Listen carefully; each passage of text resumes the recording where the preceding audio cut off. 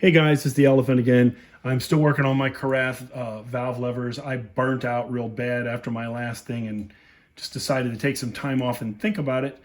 Um, the last time I posted, I think I had made this little guy right here, which is to replace the one on the thumb lever for fifth valve. It has a French horn spring. It's very narrow, and I decided after a while it needs to have a tuba spring with a little more oomph to it. So I made a wider bracket from scratch. I haven't cut off the axle yet, and I've got new thumb nuts on the way. But the hinge rod and hinge tube are fit real nicely. The tube is right there. I have to braze some rod to it to make the lever. And that's the spring I'm going to use. That's the one that came on the Carath, and it fits this pretty well. So, yay, that's done. Now, I had gone to a completely different location and setup for the levers. I had made these French horn. I've got this up here to hide all the junk pieces from my cats because they get up here at night and sleep and they dig around. I don't want them to lose stuff, and I'm too lazy to put it all away right now. If I'm working on it, it stays out. So I was using this, which has really narrow springs, and they don't have enough guts to pull these long, heavy linkages. I need tuba springs, So I made these, which are tuba spring size, are significantly wider. So this is all scratch built. The levers, I made those, hinge tube and nickel silver. This is going to get, curved upward, and there's going to be a coin here for the platen, or I just may make one. They're still not here, and I think they may be lost, my 2 Swiss francs. So I may just cut out some teardrop shapes from some of this stuff I've got here.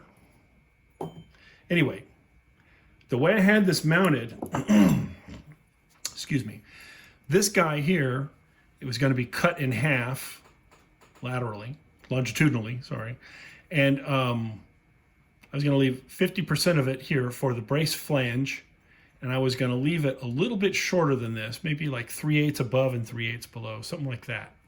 And that should spread the forces of pressing on the springs like that. When I push that down, that makes this want to flip and unbind the springs. That's going to put torque on my first slide tube and might make it not work very well. So I want this to be as big a flange as I can get away with to spread that torque out, make it a little less likely. The other thing is I silver soldered this on, this tab, crooked. I don't know if you can see that. At least if I can get this to focus on it. Let's see. You can see that sucker went on there a little crooked. That's not acceptable. So I have to remedy that. Anyway, let me go back out. So part of the reason that went on crooked is it's only 1/8 of an inch wide. It's really easy. There's not much meat there to rest on. It's easy for it to just shift a little bit. I was doing the brazing outside and it was windy. And when I set this up in the jig, it was straight. And when I started heating everything, it shifted a little bit. Shouldn't have done that. And if it had more meat in the joint, it would have been probably easier to keep it where I had it jigged up. Also, I had this lever rack set up way over here because that was centered where my fingers would be. You can see how far over it is, and that doesn't work. These screws have to clear this, plus I have to cut this thing out here for it to swing past as it goes down, So that meant I could have nothing past this screw head and pretty much it's just that there's no room. I don't like that. So in measuring this up against the horn on the first slide, upside down, against the bell where it needs to go, and getting this clocked at the angle I want it at, I realized there is some room for this plate to go that way. So I've already cut this and it's wrong now. It won't work. This is wrong. All this is wrong because as I'm going and prototyping, I keep discovering things that either I misjudged, or that once I see it, it's not what I want. So today or yesterday, I cut a new plate. It's 5 millimeters longer, 95 instead of 90. Not significant, but it takes up part of that gap. What happens is by putting that on my first slide and putting it over. You have the levers here. This needs to be 5 millimeters longer if it is almost touching right there. And that is almost touching right there. That's perfect. The space is like 98 millimeters. So I've got a couple of millimeters, millimeter and a half, right here between these two, that tube there, and the same on the other side against the bell. Well, that's perfect because that gives me an overlap that is a little bigger because I made a new one of these. And I have a new piece of tubing to make my flange out of. Got my holes center punched, they're ready to go. And now if I don't bring it all the way over here, make this big cutout, that big cutout right there, you can see I had to make a big S or a big cut out of that piece, which weakens it. Now, instead of being here like that, and then cut out along the front of the circle, sorry, more like that, I don't have to cut it out. I'm just going to move it over. There's enough meat here that this can sit nicely with enough space at the edge of all this stuff. So that'll go like this, which is much stronger. Sorry, I keep doing that. This is proud. It sits out front. It doesn't sit in the back. It sits proud. So that would go like this on the first slide with my two screws in the same place they are on the other one. And then this lever rack, I have room to move it over. So I can actually put it almost centered. It really needs to go like about like that. And then I have this other chunk that I cut and fussed over for hours because I don't have the stuff needed to cut things parallel and plane, coplanar and all that stuff with this thick stuff. So I got that. It more or less matches the other one. It'll go like that. And then this is going to get radiused out to fit the bell like that. Just a little bit, actually about 2 millimeters. The problem is the bell, the slide is like this, and the bell is at an angle. So when I radius this out, it's got to be cut in at an angle like that. That's going to be a hassle. It's not a big cut, but it has to fit just right or this won't fit on the bell flat and straight. It has to be flush against the bell and it has to be exactly this way and exactly this way. And if I get that and I get this piece here on the first slide and this on the bell exactly right, then that'll make a nice platform for this guy.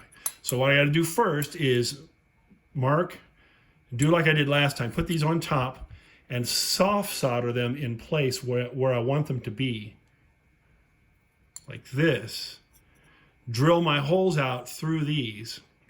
The top ones need to be the small holes, the minor size of the thread, and then I can tap those out. Meanwhile, that's only 1/8 of an inch thick, so I can just thread straight through to make sure everything is good.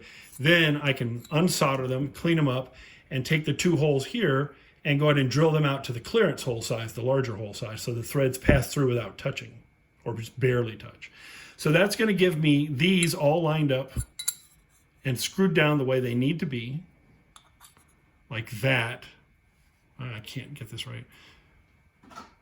Actually, I keep doing that, like that. And then the lever rack will go along the front edge. And then I can cut out the space needed for these guys to swing down below that level. So I can cut out a little section about 3/4 of an inch long or deep, just outside the lever, straight across to just outside the other lever. And then after that, I need it to hook up to here and hook up to here. So whatever is left, if it's not necessary structurally, I can just cut all that off. So this will end up being kind of a U-shaped thing. Anyway, I got this nice flange here from Joe Selmansberger. He sent me a few of these a while back. Thank you, Joe. This one I misrounded. It's not quite right for what I was going to use, so I've still got it. This one, now that I know how to do that better, I'm going to use that to fit to the bell up where it needs to go. Once that is shaped correctly, then I can start hollowing this out at the right angle to accept it. Once that's done, and I have my holes all drilled and everything, then I can braze that. Well, I'm just going to drop it. I can braze that there, and I can braze this here, and then cut it and shape it to the way I want it to be for the flange, and we'll be in business.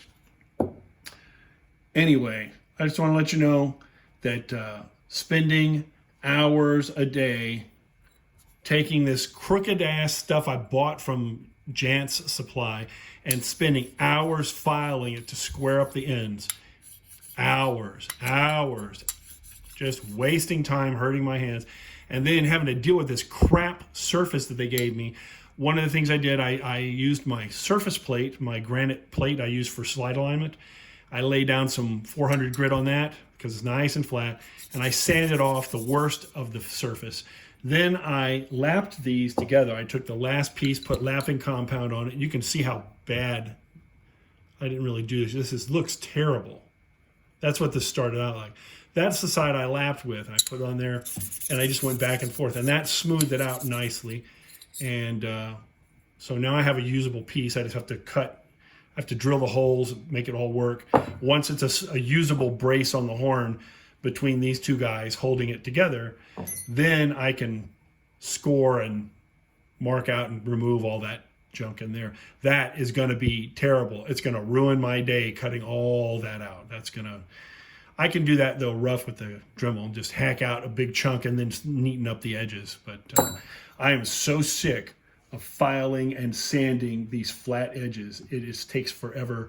It's not rewarding. You always end up with some little gouge in there from the Dremel like this. Let me see if I can focus on that. The marker is the spots that did not touch. They're the low spots or high spots. And then you got Dremel wheel gouges. It just looks like crap. That came out good. That came out good too, but it has a low area too. It was a little crooked. I haven't sanded that completely flat. I stopped when I realized I'm not going to use this piece. Same with this. I worked my tail off to get this. Where is it? You can see there's still nicks and other crap that I couldn't get out because they're just too deep. Other edge is not so bad. That's the edge I cut. That's pretty good. That's the edge of the bar. It's got a bunch of crap in it. So anyway, I'm going to do a little bit more, but not much. Let me zoom back out a little. So this is pretty good. I got two little gouges here, but that's going to be where you can't see it. The front edge and the back edge are what count. The front edge is going to be solid. It has to be good. The back edge, most of it's going to get cut out. There's some flaws in them, so the bad side I'll cut up. I got a nick right there from my jeweler's saw. Can't get that out. It's actually pretty deep. Anyway, but the surface is pretty nice. Most of those gouges are out of it, and it's ready to be buffed. So anyway, that's it. Hopefully I'll get all this together and in a few days, and I can make another video and show you what I've got done. For now, that's it. Thanks for watching.